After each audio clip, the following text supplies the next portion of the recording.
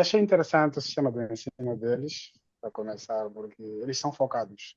E o sistema de ensino é muito, vou dizer, hard. Ai, como é que dizem na China? Xexê. Xexé, wahai, wahai, bye bye. Xexé, obrigado.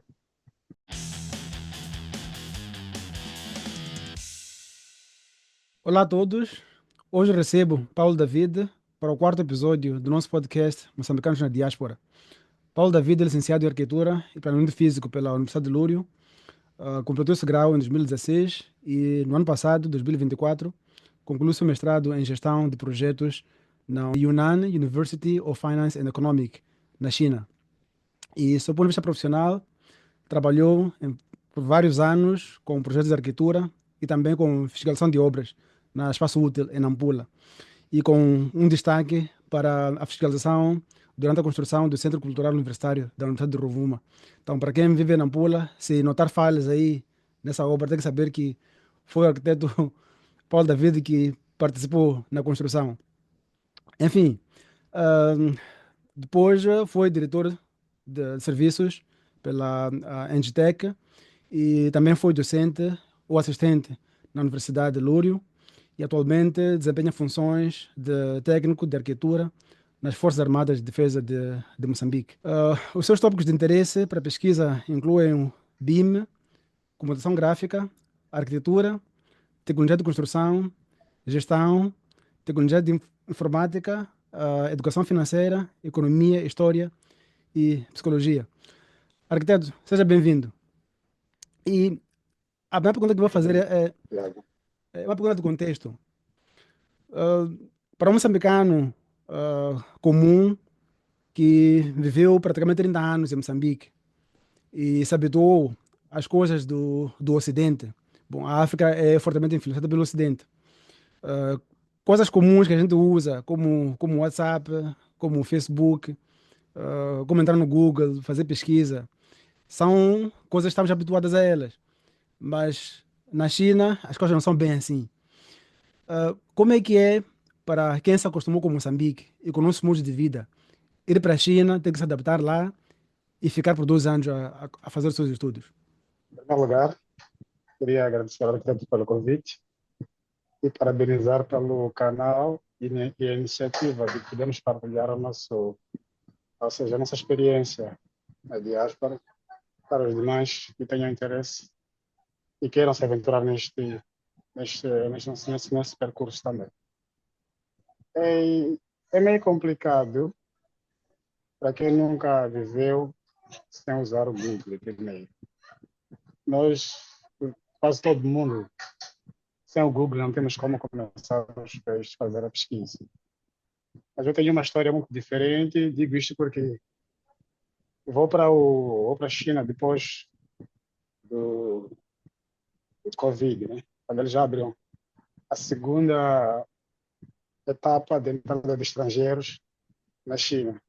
Então, tivemos muitas restrições e muito protocolo para poder entrar na China.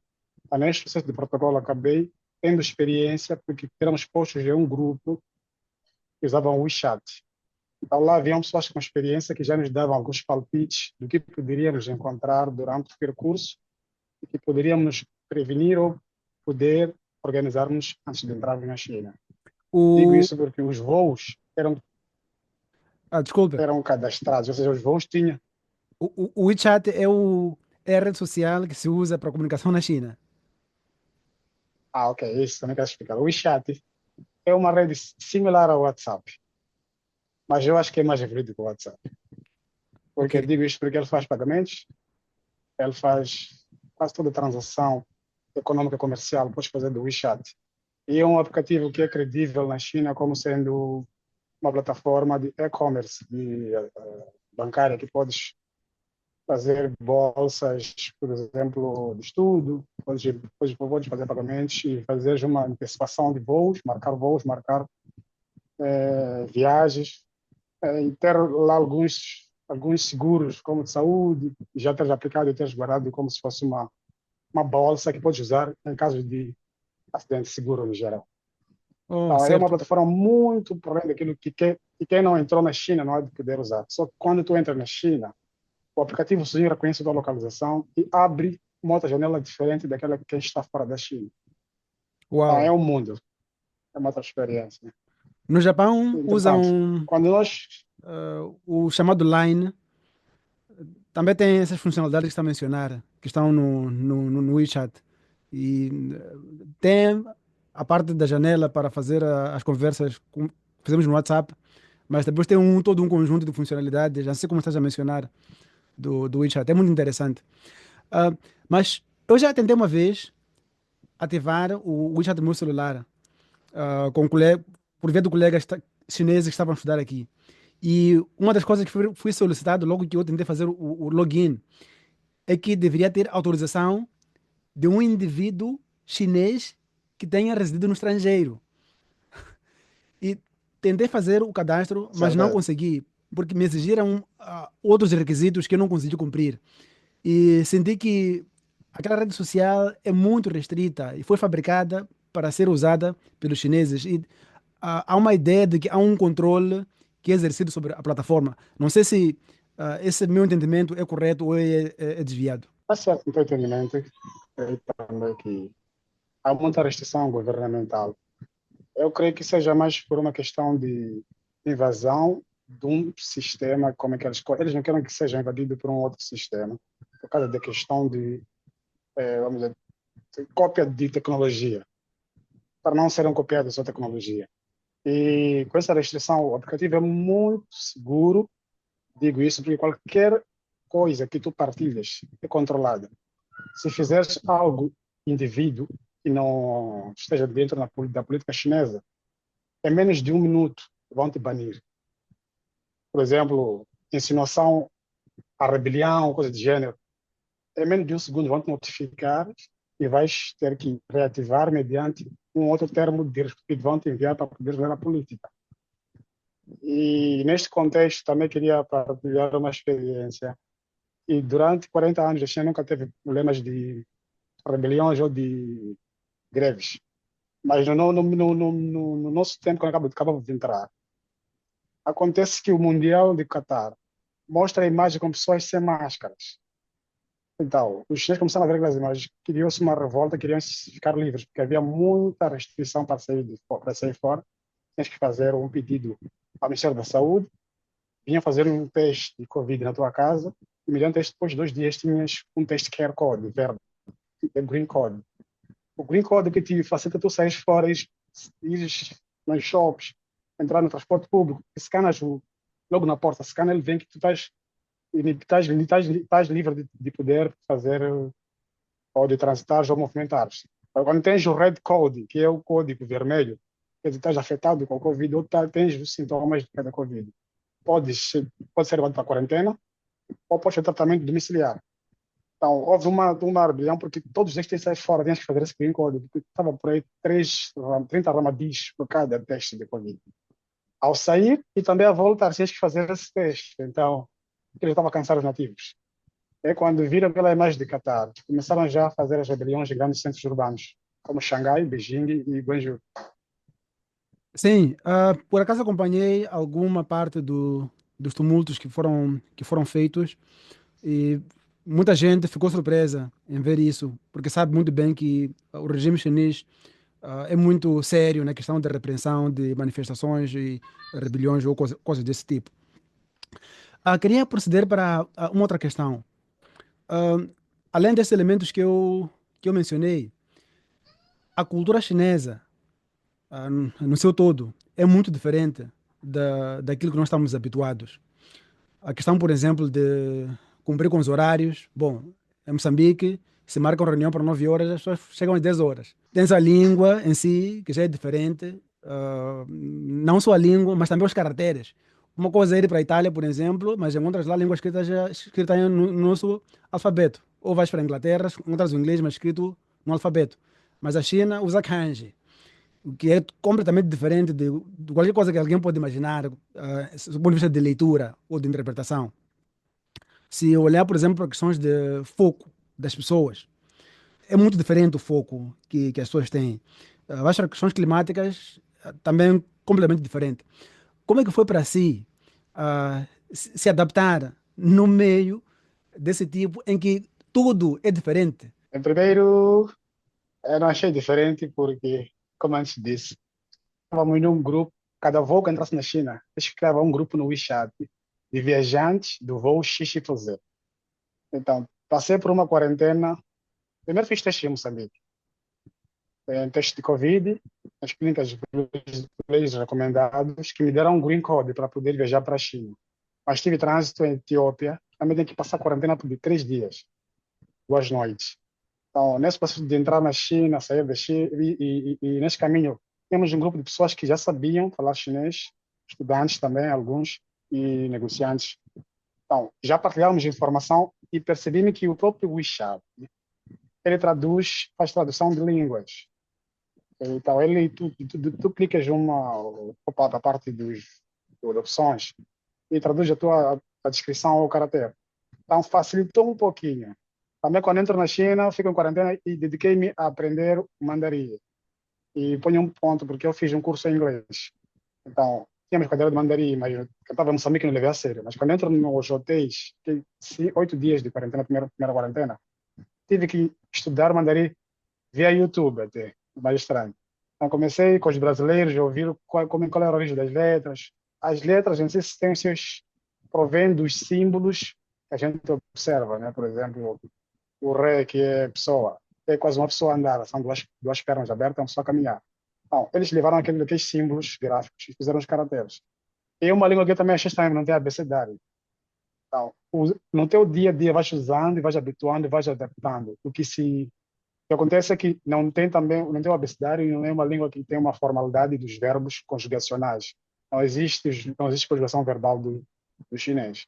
Então, é um choque diferente, mas que foi uma boa experiência, porque no final do dia descobri que há uma língua e são os donos que sabem melhor interpretar da origem até lá, porque ela desenvolveu-se há mais de 3 mil anos, que agora mudou para um chinês simples.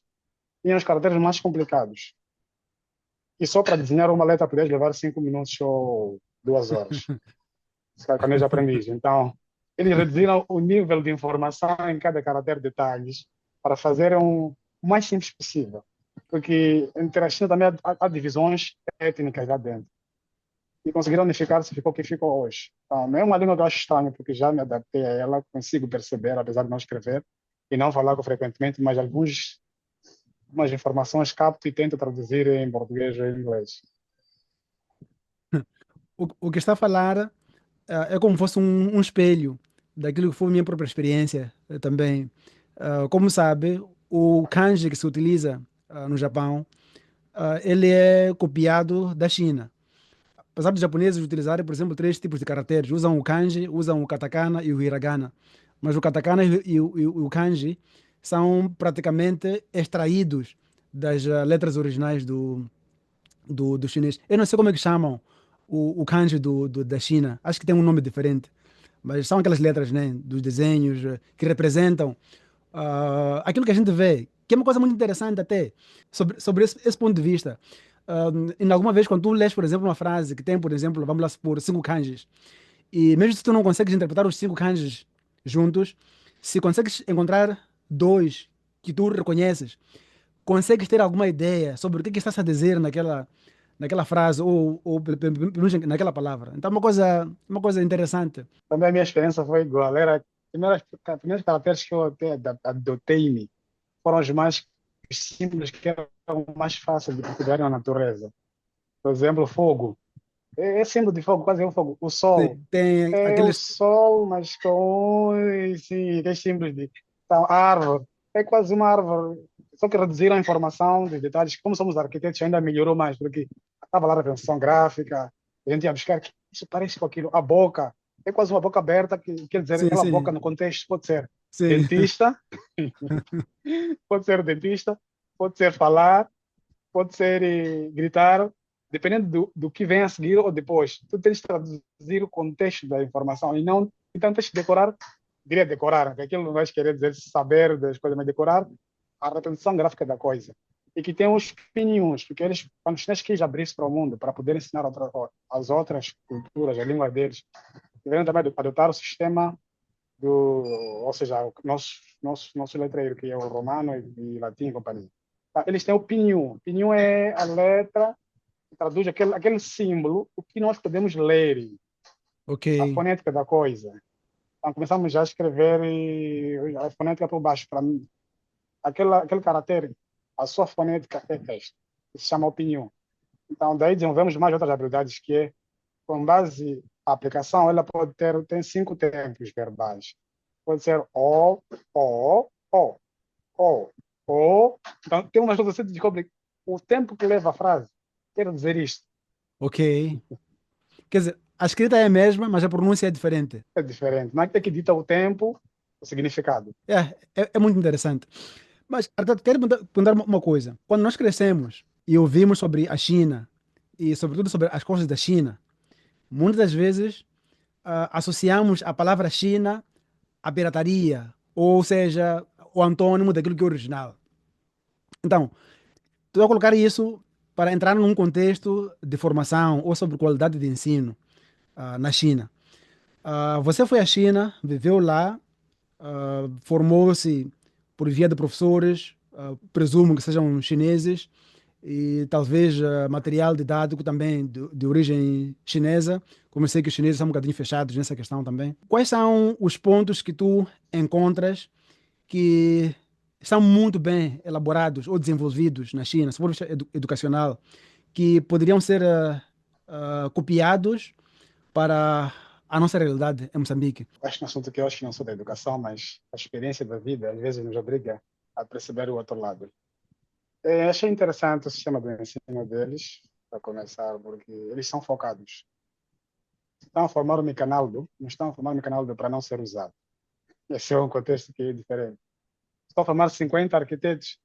Há um propósito desses 50 arquitetos, vão ser para o quê? Não vão ficar, talvez, formados, mais um na praça, mas que não tem utilidade. E o sistema de ensino é muito, vou dizer, hard. Os ingleses, porque eu só encontro a palavra inglesa. Dizer duro seria mais ou menos forçado.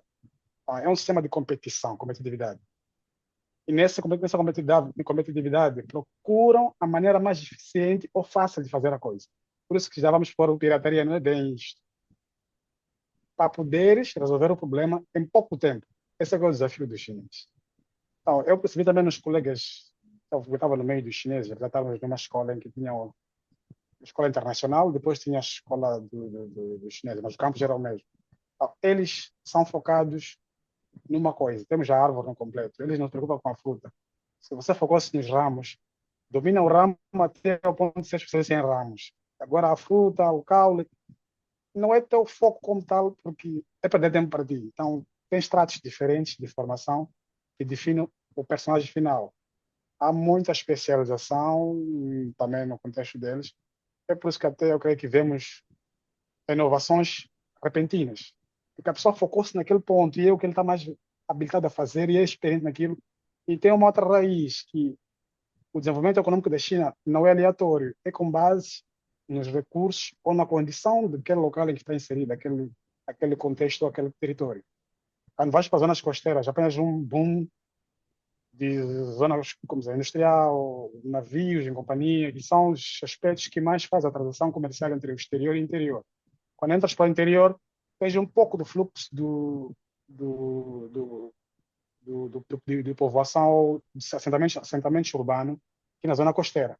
Porque a zona costeira, com essa relação que a China abriu, fez open market, que abriu para o mundo, então atrai mais pessoas para as zonas costeiras que consigam mais escoar os produtos, e é mais tecnologia, é mais área de ciência e inovação.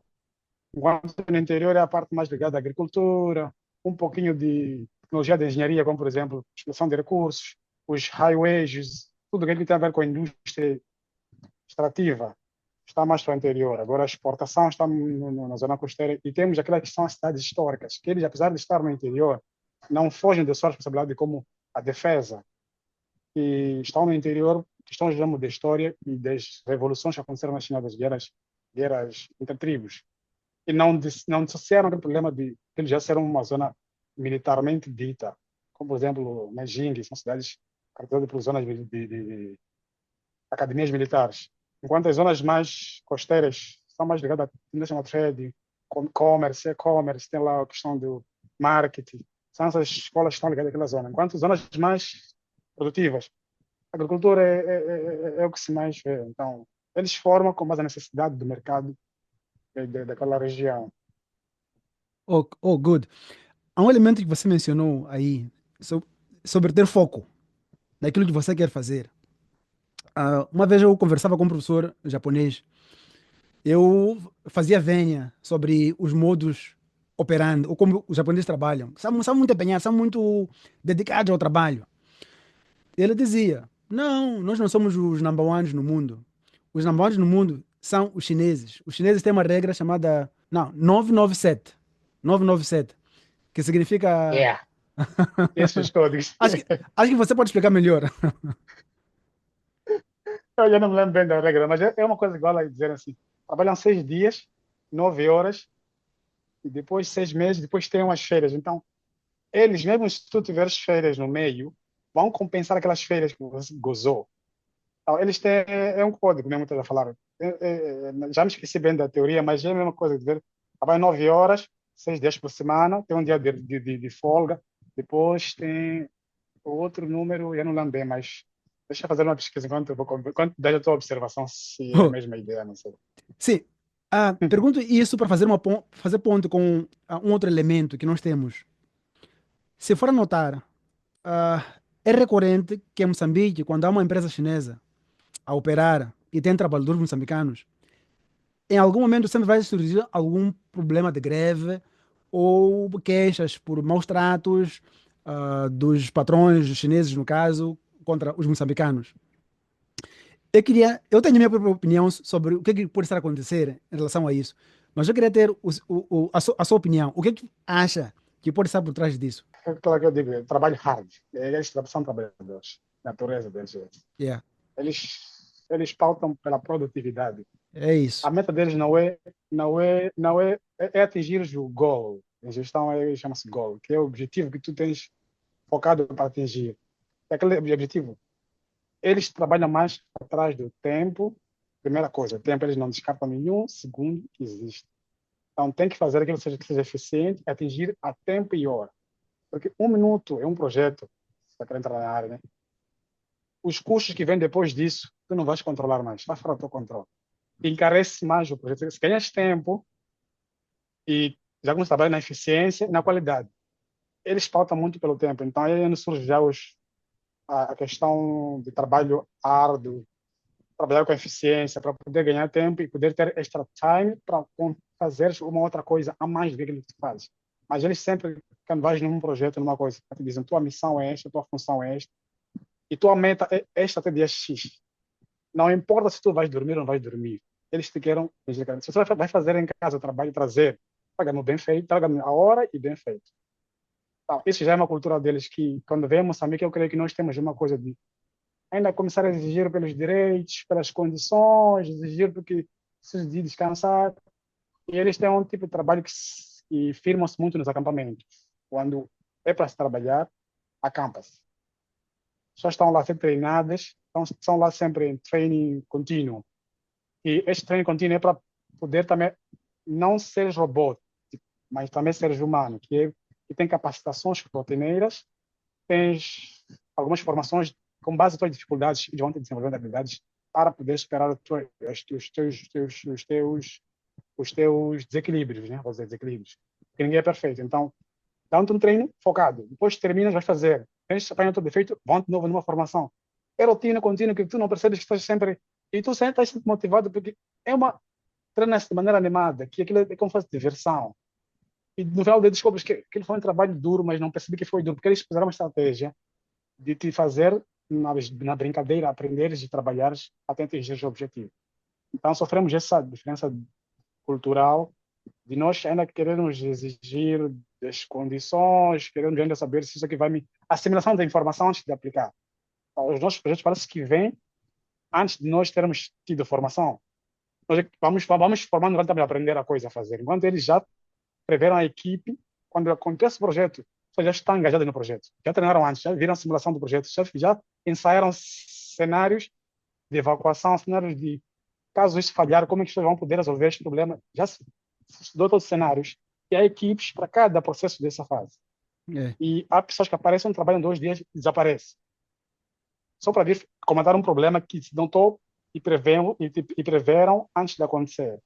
Então, é uma maneira diferente de trabalhar que aqui nós fazemos tudo. É muito interessante. Isso em gestão de desastres chama-se BCP, é o Business Continuity Plan. Ou seja, acontece de acontecer, nós temos que criar mecanismos para que esta atividade continue. Muito obrigado, arquiteto, por essas informações. Eu fico muito feliz de ouvir isso de um outro moçambicano, que sei que o que diz não é baseado no que ouviu, mas é baseado naquilo que viu com seus próprios olhos, presenciou e testemunhou. Vou entrar para questões mais acadêmicas. A China, em 2018, foram os dados que eu encontrei. Durante um desses convênios entre China e África, comprometeu-se a cerca de 50 mil bolsas para africanos. E, bom, esse é um número muito antigo. Bom, isso pode ter sido feito ou pode ainda estar a acontecer. O que significa que a China tem muito interesse, em princípio, de admitir estudantes africanos para aprenderem não só a parte científica, mas também sobre a cultura chinesa. A minha questão era, a sua candidatura, em que âmbito ela foi? Foi no âmbito diplomático entre estados, por via de embaixadas, ou foi uma candidatura individual? Você foi lá num website, procurou a bolsa, procurou a universidade, aplicou, passou pelo processo de seleção e foi admitido? Qual foi a natureza da bolsa que tu conseguiu? Minha bolsa faz parte de um programa diplomático entre o governo moçambicano e o governo da República Popular da China. Portanto, eles submeteram uma carta nas entidades visadas, que são os ministérios, e, consequentemente, o meu ministério também recebeu a carta. E, por sua vez, os ministérios, como alto nível, submetem as partes técnicas interessadas.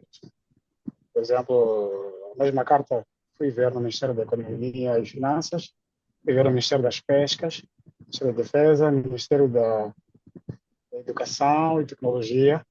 Ela chegava para enquanto e os ministérios tinham que baixar as cartas para os seus departamentos, as suas repartições nos setores pelo qual afetam os cursos que estavam lá propostos pelo governo chinês.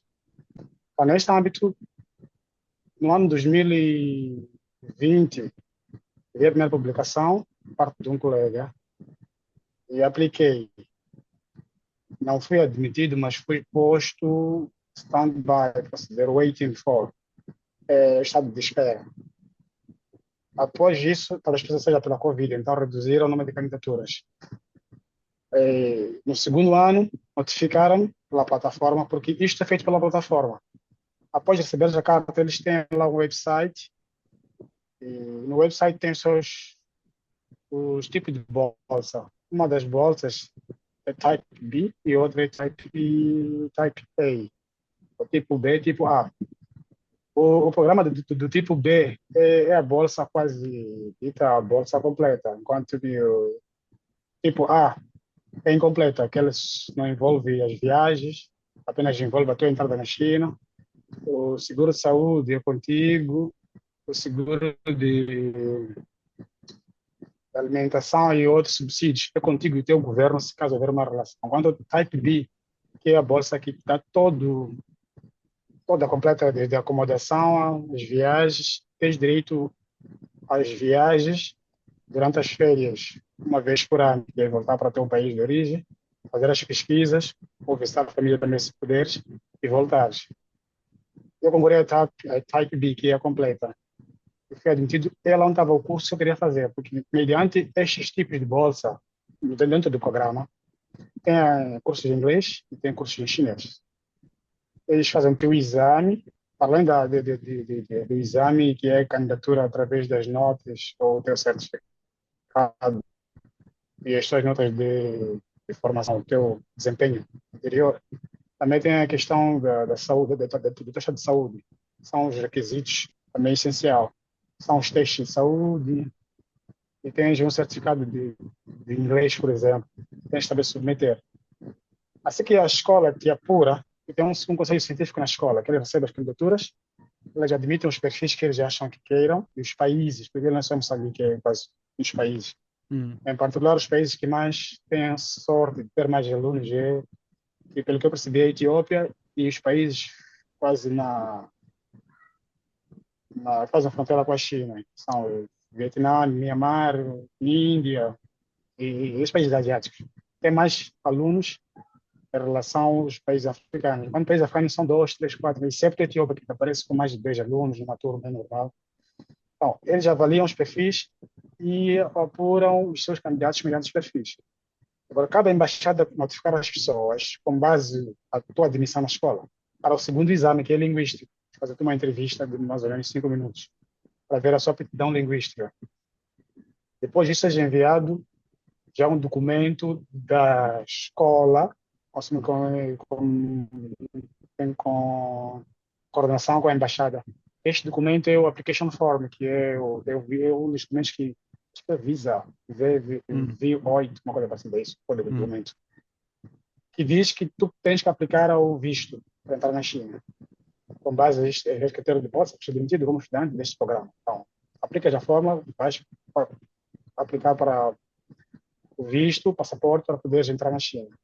Então, assim que tu entras na China, já tens uma coordenação a nível da administração da escola que vai te encaminhar até chegar na cidade e ser recebido. Então, é um regime, digo, organizado, que ninguém se perde pelo caminho. Apenas podes não submeter documentos a tempo e ser chumbado, mas eles têm muita atenção que mesmo tu não pôr um documento que não é tão relevante como, por exemplo, um teste, uma temperatura, teste de Covid, por exemplo, não submeter, eles te ligam, estás apto para fazer isto, para poder submeter, eles te tratam como se fosse, diria, tem interesse por ti. Tu sentes uma energia que eles estão preocupados em ti, o que tu estás a fazer, tem alguém que pode te ajudar, teu familiar esteve na China, que estava a dizer, tens alguém que esteve na China, tens um colega próximo de um país, podes falar com ele para poder saber como pode te ajudar. Eles estão muito preocupados em ti, até tu entrar na China, te receber e te dar uma acomodação. Eles seguem todo o processo e estão passo a passo em coordenação com a polícia local também, os trânsitos, os pontos de trânsito localizados. Então, significa que essas listas que são enviadas pelo governo chinês são muito específicas para esses ministérios, o que significa que as pessoas que estiverem fora dos ministérios não têm praticamente nenhuma hipótese de ter pelo menos aquele tipo de bolsas, é isso? Não posso afirmar textualmente sobre esta pergunta, porque percebi dentro da escola, né, nessa bolsa Type A, que é a bolsa que não envolve, não é completa, pessoas, alunos que não são funcionários públicos nos seus países. Quanto Oh, a Type B, é que é obrigatório para os funcionários públicos, usar essa palavra, funcionários públicos, uhum. independente do ministério que esteja. Se a informação não chegou até, por exemplo, nas províncias, ou não difundiram as informações até chegar lá, mas se chegou atempadamente a informação, tu tens tempo de mais ou menos 3 ou 6 meses de poder aplicar primeiro pela plataforma online, submeter todos os documentos, scanning e companhia. Depois da tua aprovação, tens mais ou menos 3 meses para te preparares e criares e atualizar os documentos para poderes entrar na China. Eles não são, não é um processo de um dia para a noite. As bolsas são abertas geralmente em março, porque tem duas vacaturas. Abrem em março e fecham, creio que seja em junho, fecham. Depois são chamadas pessoas em agosto, quase um mês para entrar. São chamadas pessoas para poder atualizar os documentos, poder entrar na China. Assim que fecha o pacote de setembro, abre novamente em novembro, primeira légua. As pessoas vão se candidatando. Depois que sejam apuradas, são notificadas, ficam preparados documentos para o próximo ano. Então, aqueles que não tiveram condições de entrar por questão de saúde e outras coisas, já abre uma outra vaga para a segunda légua, que já admitem outros para preencher a vacatura que existiam. Então, não sei se agora continua assim, mas se estás ligado à plataforma e tens o link do site e se cadastrares, a tua personalidade lá estar cadastrada, vai sempre ver as notificações no teu inbox do site ou do sistema. Então, quem já está cadastrado, apenas precisa correr muito atrás das informações formais. Apenas o formal é para garantir que tu saíste do país mediante um processo legal, legítimo. As instituições que têm programas, e se tu sais, deixas um vazio numa instituição, pode ser uma questão de desertação, porque saíste sem informar a instituição ou não abriu-se sessão para tu sair.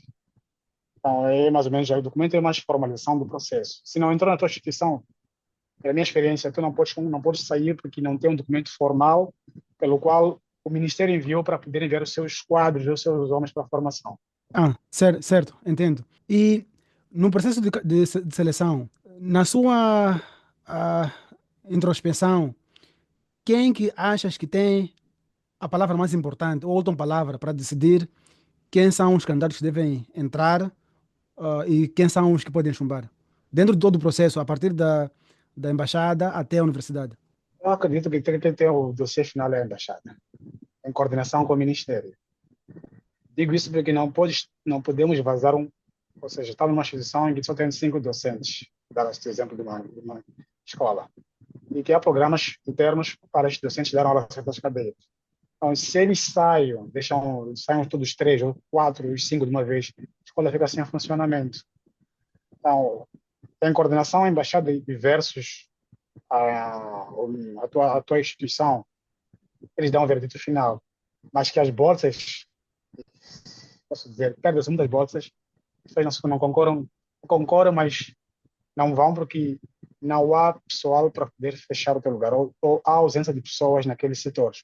É o caso que eu vejo, acho que no nosso país, na minha instituição aqui, não, este ano, por exemplo, não foram muitos nessas bolsas da Movecom, mas foram numa outra bolsa, num outro programa de bolsas ligado à instituição. Então tem a ver com também o programa interno da instituição.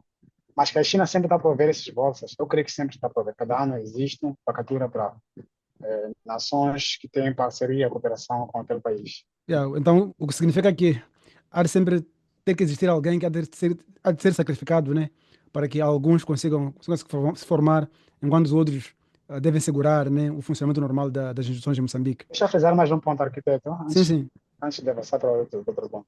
É mesmo uma questão, pela minha performance na escola, a escola pediu com que eu recomendasse alguém, né? Pelo perfil e tudo mais, pediram para que eu recomendasse alguém. Então, eu até recomendei a alguns colegas que eu creio já tenham sido admitidos. A conversa que tivemos, eu era como se fosse eu padrinho das pessoas. Então, eu estava lá no grupo daquela conversa. Através de e-mails, conversa com a instituição, eles adoraram o perfil, gostaram do perfil da pessoa, era a pessoa indicada. Mas no final do dia, a coisa foi água abaixo. Mas quando acaba ao fundo, segundo a minha análise, eu creio que é essa questão mesmo de diminuir o pessoal e ter dificuldades interna de gestão das pessoas. Então, talvez as pessoas podem vir uma outra oportunidade, se caso estiverem disponível. Então, esse vai ver que eles pedem, ou te fazem um favor, recomenda-me alguém, recomenda-me alguém, recomenda-me alguém. Entre recomenda e o veredito final, como eu disse, entre a embaixada e a tua instituição. Entendo.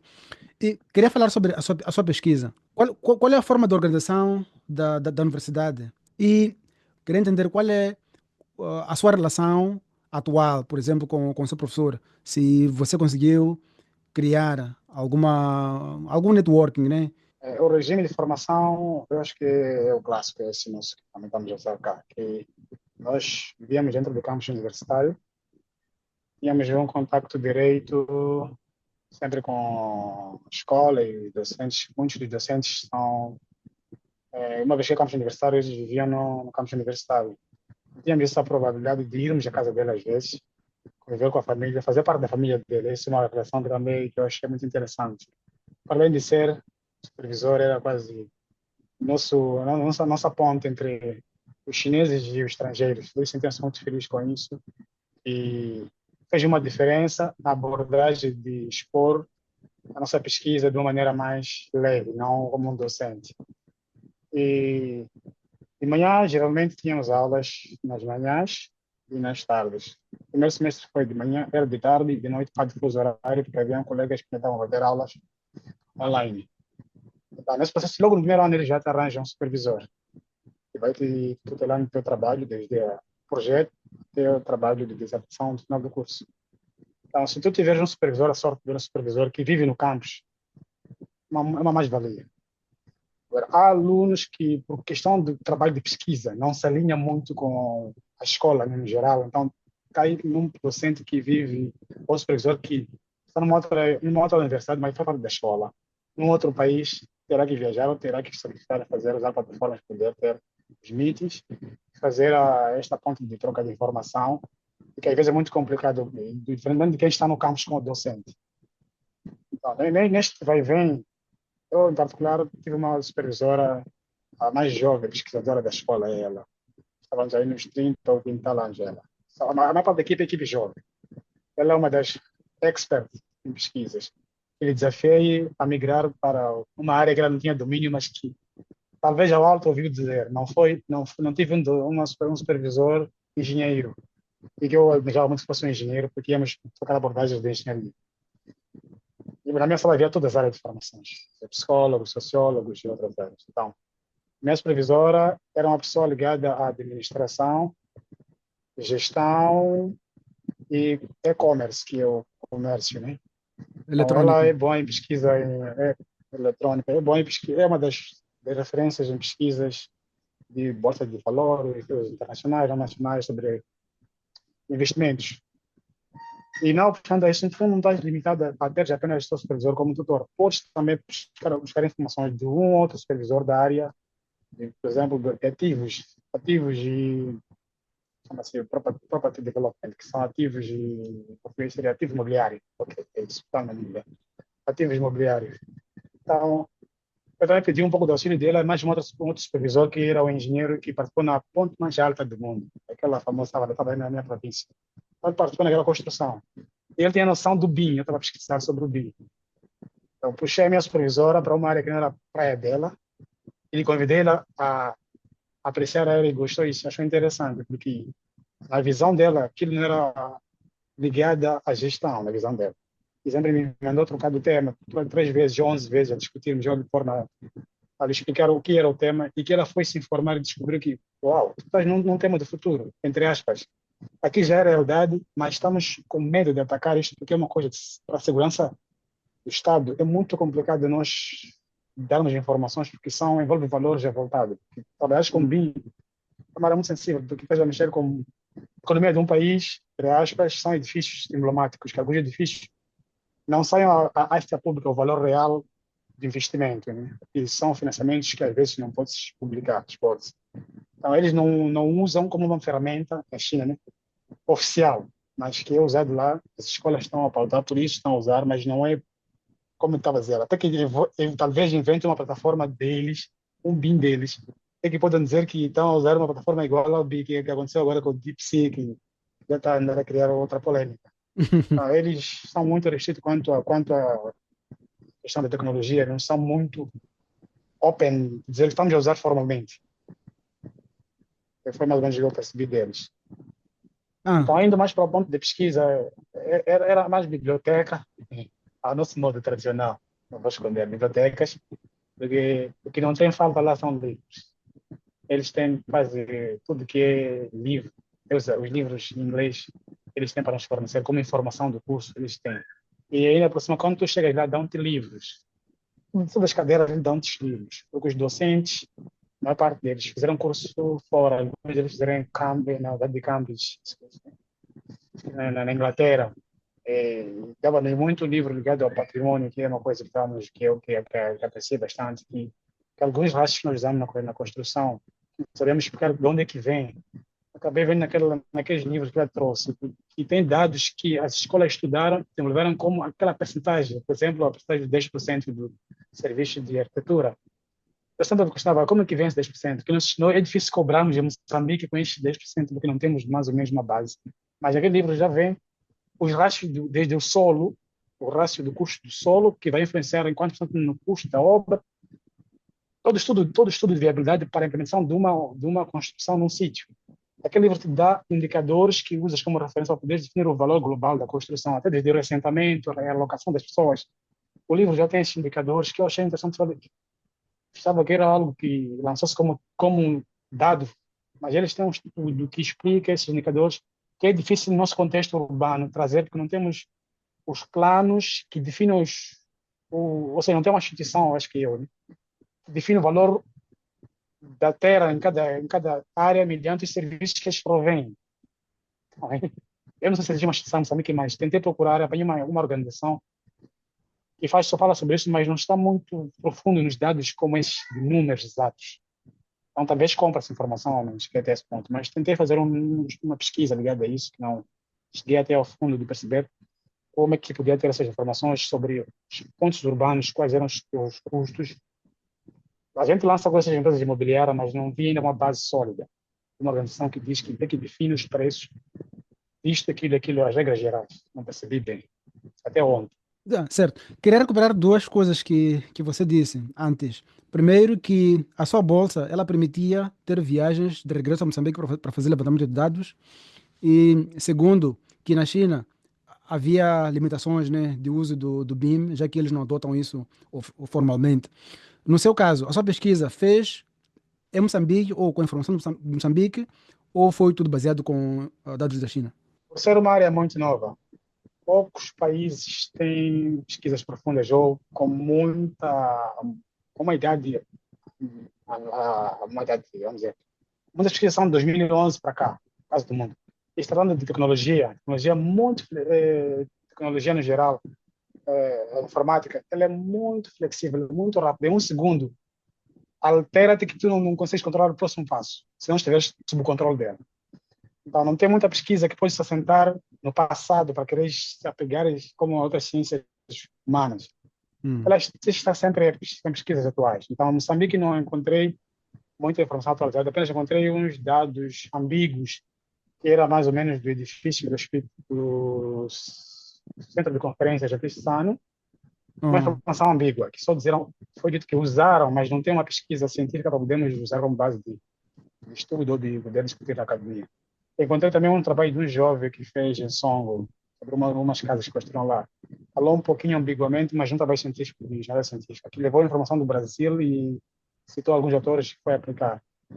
E o dado que podia nos ajudar para fazermos uma formação mais acadêmica, que eu acredito seria o projeto do aeroporto de Nacala. E, ao fundo, quando comecei a cavar informações, percebi que o projeto estava a ser feito pela World Innovation Brasil, era hum. aplicado aqui. Este momento de troca de informações era muito flexível. Essa é uma referência para os estudantes ou da arquitetura de Nampula, que pensar naquele tempo projeto, tinham aprender muita coisa de como trocava a informação em tempo real. Baseando que a minha pesquisa foi BIM. Quando nós vimos o BIM na arquitetura na faculdade, estamos a ver o ArchiCAD. Ele é muito mais que ArchiCAD. Ele está além disso. Ele é um programa, ou seja, é um, é um projeto virtual, onde lá naquele projeto virtual todas as áreas técnicas trocam informação em tempo real, em tempo útil, tanto como o cliente, dono da obra cliente, outros especialistas, e o Project Management, que é o gestor do projeto. E tem uma outra que é feita aqui, o BIM Project. BIM Project. Acho que é BIM Project Management, é ok. Eu vou usar essa linguagem. É o gestor de BIM, que é o tipo que cria a licença, ou seja, que cria o ficheiro, lança, vai controlando, como fosse o diretor do projeto virtual. Ele controla todas as áreas, desde fornecimento de material, desde criação de produtos, desde a execução do trabalho, em que nível está, desde controle financeiro, físico e econômico, físico e financeiro da obra. Esses relatórios estão a acontecer em tempo real. Se você trouxe ou mobilizou agora um pessoal, cadastrou, o dono da obra sabe que já alocaram as pessoas, já está na obra, vai fazer isso, já terminou aquilo, tudo está na plataforma virtual. Então, a gestão é flexível, é rápida, não precisa estar na obra para perceber que a obra está no nível X ou está a acontecer isso. Também as fotos do outro aplicativo que eu não sei o nome, mas que também faz a leitura real do que está acontecendo. Diz o que foi feito, está a ser feito ou onde que vai o próximo passo. É uma gestão flexível que dá eficiência e ganha mais tempo na execução e transparência no trabalho no final do dia. Hum. Tudo isso parece muito interessante, mas você mencionou aqui muitos elementos que podem comprometer, por exemplo, a implementação desse tipo de sistemas para Moçambique, considerando todas as variáveis de desenvolvimento tecnológico.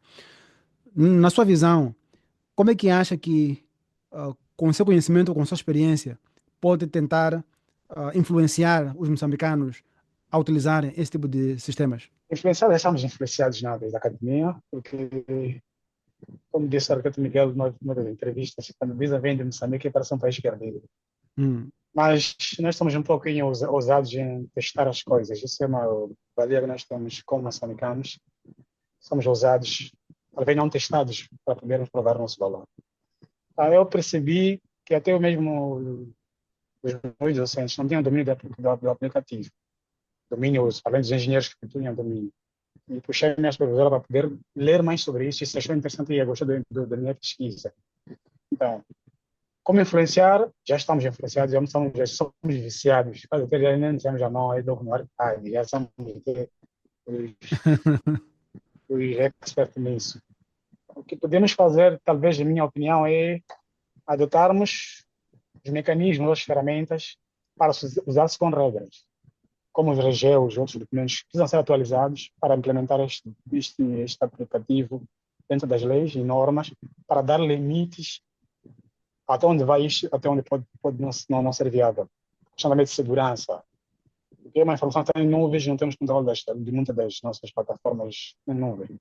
Então, se haver um decreto ou um limite para essa partilha de informação e a lei estar a obrigar algumas entidades a usar legalmente, seria bom. Mas tem outro problema que eu encontrei na minha pesquisa, que é o problema dos custos de software.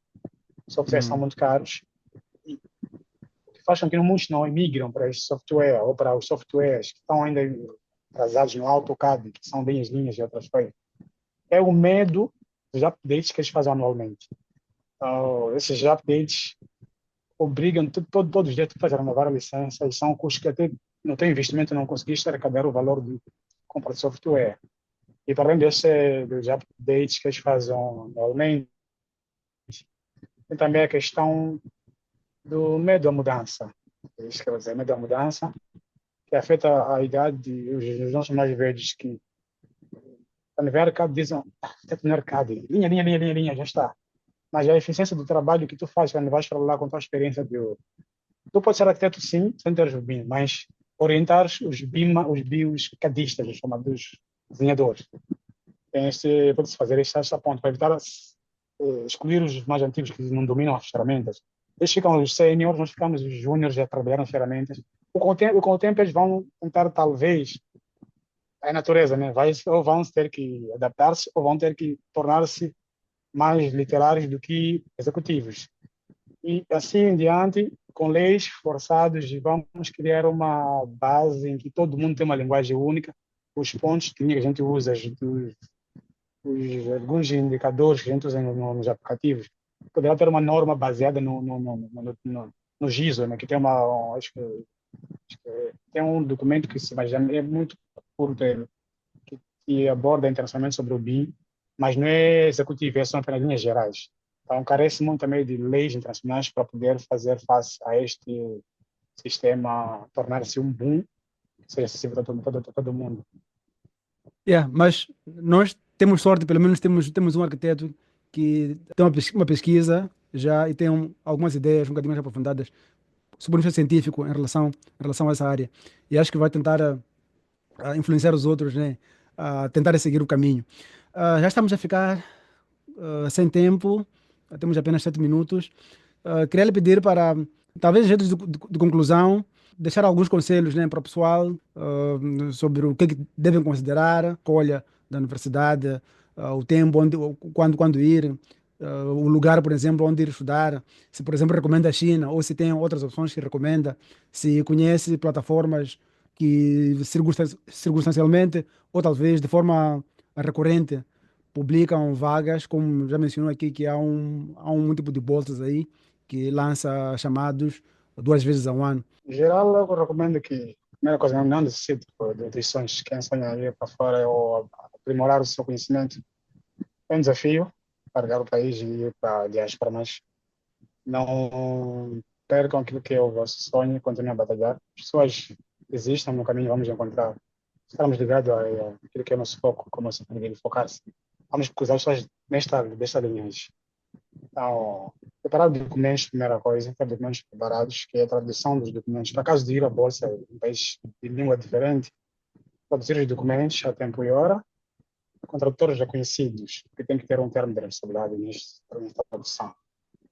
Depois, ter a aptidão física também, só de saúde mental, psicológica e tudo mais, em dia, né? E, mas, passaporte, é uma coisa também que é essencial, tem que ter passaporte em dia, mais ou menos 2 a 3 anos de posso esperar menos deste tempo. Ter também uma carta de recomendação, diria, com referências fortes. Esse é um dos bons também que reflete o background da pessoa. E também as notas durante a formação ou o empenho anterior é um indicador que faz com que a equipe aprecie o teu desempenho, porque não vão querer levar uma pessoa com notas baixas para poder dar dor de cabeça. Então, ter um background bom também ajuda. E, contudo, conhecer pessoas que estiveram fora é uma mais-valia, porque vão te mostrar os caminhos com mais facilidade e há bolsas no país que não, porque não existem pessoas que se candidatar. Não temos informação. Então, correr atrás das informações é essencial. A bolsa não precisa ter ir na instituição, são bolsas que estão em nuvens. O secretário, às vezes, é concorrer, lançar, dizer que um dia vão te chamar com a própria instituição. Agora, o resto é o teu financiamento, se conseguir, se for bolsa completa, se for financiado, financiamento para poder já arrancar para o exterior. É um desafio sempre. Arquiteto, muitíssimo obrigado pelas suas muito ricas contribuições, série de conversas aqui. Eu acredito que as pessoas vão ter muito a aproveitar da sua fala. Sei que é uma pessoa muito ocupada, mas conseguiu nos dar algum tempo. Aprecio muito também a sua entrega e o seu espírito de ajuda aos outros. É algo que nos falta muito no nosso Moçambique moderno. Então, tenho muito interesse, talvez depois de regressar a Moçambique, e talvez de montar uma base aí para. Não uma base como a vossa, mas, mas montar, montar uma base para pesquisa científica e engajar o pessoal aí a lutar pela pesquisa, porque o nosso país está realmente a precisar. Nós estamos a milhas de distância dos outros países e não temos como atingir o desenvolvimento sem fazer pesquisa científica. Arquiteto, muito obrigado mais uma vez. E fique bem. Sucesso para ti também nessa pesquisa. Agora do próximo encontro, para falar de ciência. Ai, como é que diz na China? Xexê?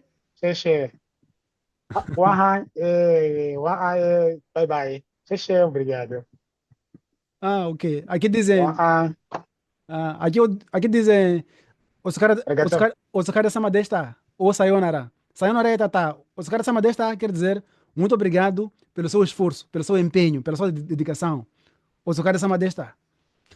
Ok. Bye. Xexê, Bukuti.